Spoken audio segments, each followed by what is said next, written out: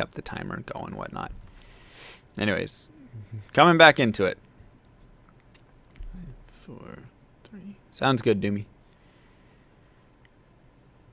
Welcome back, everybody. This is going to be part 4 of the video. We're going to be now moving through the Cold Plains and kind of discussing my thought process moving along here. So first things first, I want to note if there is a shrine very close by. This is awesome. I have a skill shrine right here, and this will actually be useful later in the game because I have a shrine next to a waypoint. So anytime I reset the game, I have this shrine, and I can check to see if there's an experience shrine here. Experience shrines are very useful, so are skill shrines, and I want to check for that because right now, obviously, I have +2 to charge bolt, so it's going to make the Cold Plains a lot easier. Second thing is I am in the Cold Plains, and I want to have, almost need to have level 4. It depends on the character, but need to have level 4 coming out of the Cold Plains. Anything above level 4, not really, but anything going into level, before level 4, you really want to have level 4 just about there when you are moving forward, whatnot with the game. So important things to look for. I want to be killing demon boss monsters, right? Minions and the mob boss. So how do I know if somebody is a minion or not of this boss? Or why do I want to do this? Well, I can tell you. If I kill somebody who is not a boss, let's watch my experience. Bosses, by the way, let's watch my experience when I kill this guy. Right? Didn't even really move. 2478. That guy's not that, and now I'm at 2541. So I gained barely any experience by killing those guys. Now, watch what happens when I kill this boss group right here, and this is the minion, and those are, or that's the boss, and those are his minions. And now look at my experience, right? Just by killing those 4 guys right there, I gained almost 1,000 experience.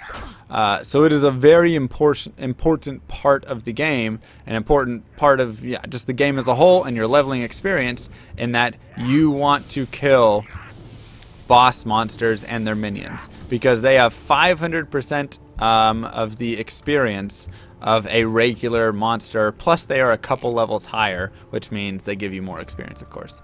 That being said, you're not always going to find boss monsters along the way, so the best way to handle it with a character with AoE is to run around till you find giant groups of things, and then you can stop and very quickly turn and just kill a nice group of things. Right, I can wait till I get a few more of these guys following me. Okay. And now we have our level up, right? So now I'm level 4. I really don't care about killing a bunch of little individual guys or even, little groups like that. They aren't worth that much. I might kill a couple if there's a big enough pack, but generally I'm not going to care about that. I will just increase my charge bolt, increase my vitality while running, and move on. So that's the first thing in the Cold Plains that I want to look for is getting level 4, and of course shrines, getting level 4, and giant groups like this I might turn and fire a couple shots at. Once again, not worth a ton of experience, but it's worth a little something because you do have to balance the game as you go through. So I want to explore this whole map right here to kind of show you.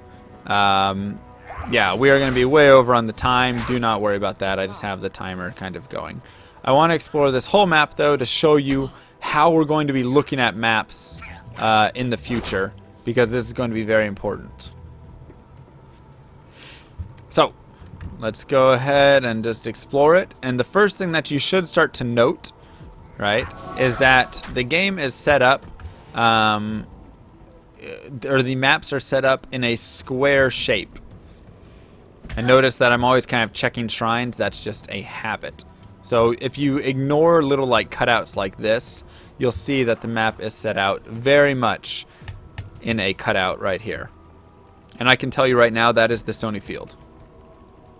Without even looking, right? So people, you will note that up here, there's going to be, right in this corner, there's going to be an exit, and that's going to take us to the burial grounds.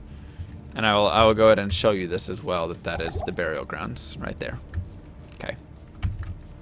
So we're going to kind of explore this map, and then I can talk about the map as I explore it. So like I said, really take note that this is a square, and you just kind of ignore the cutouts that exist, right? So that's a cutout, but if you look at the map as a whole, it is always going to kind of square up.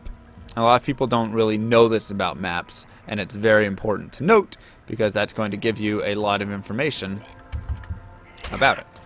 So that right there gives us a pretty good idea, and then you should just, of course, note that this will have its dead end right there, and then this map is going to come like that, right? So, let me get my map set up correctly. Once again, not wanting to run out of stamina as I run around. And let's go to kind of a safe place here so we can kind of talk about the map. We'll go right here. We'll clear it out a little bit. And do this. Okay, so now, once again, look at our square, right? This is all a giant square. And I want to be this is very important because it's going to be used for the rest of the maps that you kind of think about, right? Is how entrances and exits exist in this game. So your entrance is going to be right here. So initially, the first thing we know is there is not going to be an exit anywhere along this path because there's already this one exit here. You will only have one entrance and one exit on the same exact plane. And I'm pretty sure that exists for all levels in this game. Second thing to note is the positioning in which these exits exist on their plane. So if you look right here, I knew this was the burial ground because we have this exit in the corner of the map, right? So if it is in this section, and I don't really have a great way to outline that or anything. Oops, let me do this. If it is in this section, and not just this corner, but any section, so if let's pretend this extends all the way, if it's in that section, or if it is in this piece of corner right here, it is going to be the burial grounds.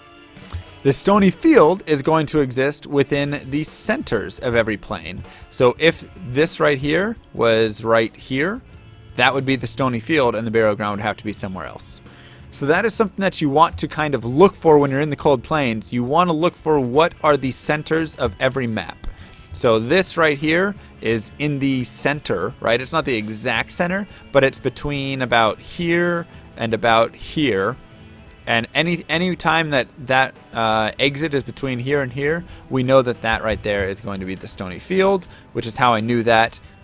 So when I'm running this map, I kind of want to run center up a little bit, center up a little bit, right? I want to run more towards the centers, and less if I see something heading to the corner, I don't want to look for that, right? So I know already, if let's pretend I don't know that's burial grounds, and I'm heading up this way, and I'm seeing that I'm moving towards the corner of this map, and it's breaking off like this, I can turn around right here. I don't even need to run up there to verify that is the burial grounds, because I know it cannot be in that close of an exit to the corner, right? So we will now move on to the stony field, where we will begin part 3, or the next part of this video series.